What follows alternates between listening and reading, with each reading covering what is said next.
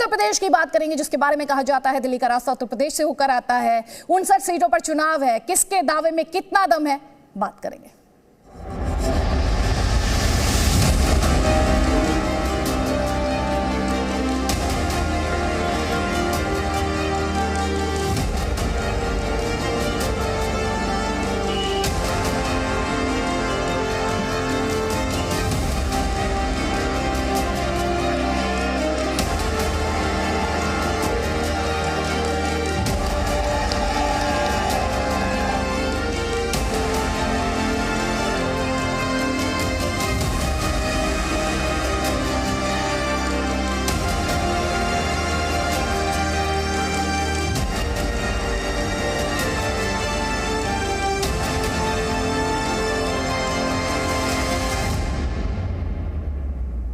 तो जी न्यूज़ पर ये बड़ी कवरेज लगातार #इलेक्शन का कीजिए इस्तेमाल। यूपी में चुनावी रण में आज चौथा दौर, 59 सीटें लगातार हम आपको दिखा रहे हैं। 9 जिले हैं, 624 उम्मीदवारों की किस्मत का फैसला होना है। वोटिंग शुरू हो चुकी है क्योंकि 7 बज चुके हैं, तो वोटिंग भी शुरू हो चुकी है। आपसे अपील कर रहे हैं, आप भी अगर आपकी विधानसभा सीट पर भी मतदान हो रहा है, घर से निकलिए, अपने मताधिकार का इस्तेमाल कीजिए।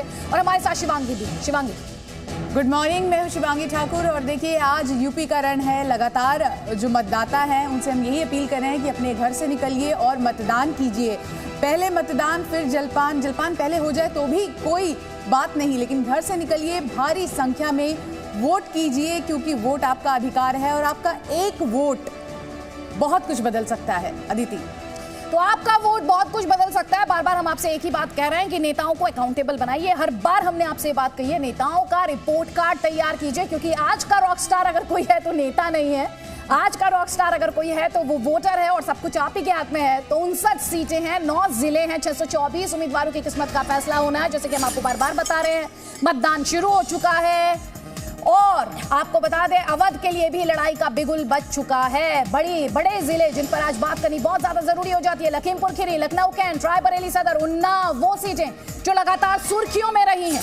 आज की इस पोलिंग में इन सभी सीटों पर बहुत ज्यादा डिस्कशन होगा। तो बड़ा अपडेट जी न्यूज़ पर हम आपको ये दिखा रहे हैं। वोटिंग शुरू हो चुकी है, 4th फेज की ये पोलिंग है। उत्तर प्रदेश, जिसके बारे में कहा जाता है दिल्ली का रास्ता उत्तर प्रदेश से, कई जानकार इसे 2024 के सेमीफाइनल के तौर पर भी देख रहे हैं। 624 उम्मीदवार जिनकी किस्मत पर आज मोहर लगनी है। और जिन बड़ी सीटों की बात अगर की जाए तो उनमें लखीमपुर खीरी, लखनऊ कैंट, रायबरेली सदर और उन्नाव, ये वो सीटें हैं जिन पर आपने लगातार डिस्कशन सुना है, बातें सुनी है, सुर्खियों में रही हैं। और बड़ी बात ये हो जाती है कि चौथे चरण की जिन 59 सीटों पर हम बात करें, उन 51 सीटों पर अभी बीजेपी गठबंधन का कब्जा है। यानी बीजेपी को 50 सीटें और अपना दल को 1 सीट मिली थी कब? 2017 के चुनाव में। ऐसे में जरूरी है, बीजेपी के सामने चुनौती है कि क्या वो अपनी इस परफॉर्मेंस को, 2017 की परफॉर्मेंस को दोहरा पाएगी।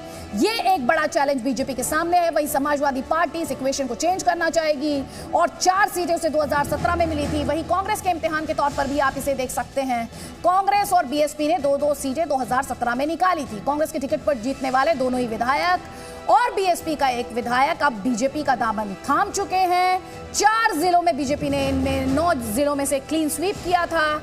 तो कुल मिलाकर अगर एक लाइन में कहा जाए तो बीजेपी के सामने है 2017 की अपनी बादशाहत को बरकरार रखने की चुनौती।